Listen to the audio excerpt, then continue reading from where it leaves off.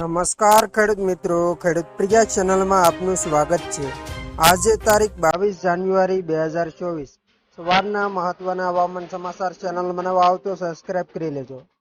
આગામી તારીખ 24 થી 26 જાન્યુઆરીએ વેસ્ટર્ન ડિસ્ટર્બન્સની અસર ગુજરાતમાં જોવા મળશે, જેની અસરના ભાગરૂપે કચ્છ, પશ્ચિમ સૌરાષ્ટ્રમાં વરસાદની શક્યતા છે, જ્યારે ગુજરાતના અન્ય ભાગોમાં વાદળછાયું વાતાવરણ રહેવાની શક્યતા છે। તારીખ 21 થી 23 જાન્યુઆરીએ પણ વેસ્ટર્ન ડિસ્ટર્બન્સ આવશે, જેના કારણે રાજ્યમાં વાદળછાયું વાતાવરણ રહેશે। આગામી સમયમાં ઠંડી કેવી રહેશે? રાજ્યના હાલ ઉત્તર પૂર્વના પવન ફૂંકાઈ રહ્યા છે। સામાન્ય રીતે ઉત્તર તરફના પવન ફૂંકાય ત્યારે ગુજરાતમાં કડકડતી ઠંડી પડતી હોય છે, પરંતુ ચાલુ વર્ષે ઠંડીનો ચમકારો પણ થોડા દિવસ જ રહ્યો છે અને તે પણ ભારે પવનના કારણે ઠંડીનો અહેસાસ થયો હતો, પરંતુ તાપમાન સામાન્ય રહ્યું છે। હવામાન વિભાગના લેટેસ્ટ અપડેટ અનુસાર રાજ્યમાં ઠંડીનો ચમકારો વધઘટ થઈ રહ્યો છે। ગુજરાતના કેટલાક શહેરોમાં તાપમાનનો પારો ઉંચકાયો તો કેટલાકમાં ગગડ્યો છે। અમદાવાદમાં તાપમાન 3 ડિગ્રી ઉંચકાયું છે, તો સૌરાષ્ટ્રમાં તાપમાનનો પારો 1 થી 2 ડિગ્રી ગગડ્યો છે। 9.7 ડિગ્રી તાપમાન સાથે નલિયા સૌથી ઠંડુ શહેર બન્યું છે।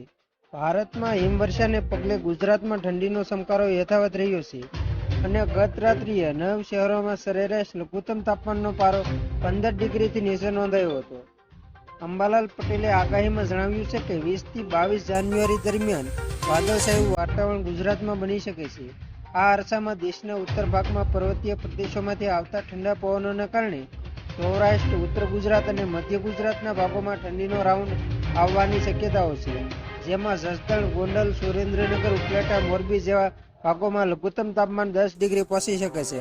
આગામી 25 થી 26 જાન્યુઆરીથી મધ્ય ગુજરાતમાં મહત્તમ તાપમાન 25 ડિગ્રી સુધી જવાની શક્યતા રહેશે, જ્યારે 25 થી 28 જાન્યુઆરીએ વેસ્ટર્ન ડિસ્ટર્બન્સ આવવાની શક્યતા છે। 26 જાન્યુઆરીએ વાદળછાયું વાતાવરણ રહેશે।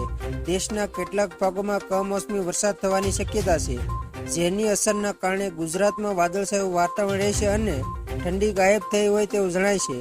7 ફેબ્રુઆરીથી હવામાનમાં પલટો આવી શકે છે। 10 ફેબ્રુઆરીથી જ રાજ્યના ભાગોમાં સવારે ઠંડી આવવાની શક્યતા રહેશે, ત્યારે 12 થી 14 ફેબ્રુઆરીએ પણ ઠંડી રહી શકે છે। તો ખેડૂત મિત્રો, આ હતા સવારના મહત્વના હવામાન સમાચાર। ફરી વખત મળીશું નવી અપડેટ સાથે, ત્યાં સુધી જોતા રહેજો ખેડૂત પ્રિયા યુટ્યુબ ચેનલ।